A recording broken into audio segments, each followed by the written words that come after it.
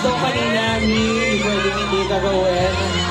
Pero syempre, Mare, ayan yung mga hindi natin, mga non-winners nating band, still congratulations. Okay, congratulations. Napakagaling ng mga banda natin.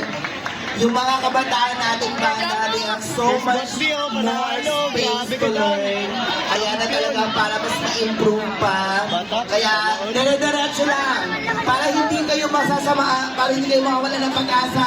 Bukas, magbababand contest ako! Saan? Sa bahay ko!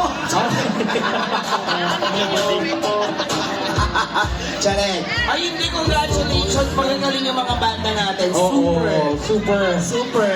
Yun talaga sa contest, merong may magaling, meron ding mas magaling. Ito kasama natin doon sa Manila Prince Hotel. Totoo ba? Hindi yung kumanta ka na doon ng Ampipin.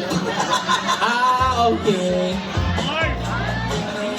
Congratulations po once again. I'll go for it.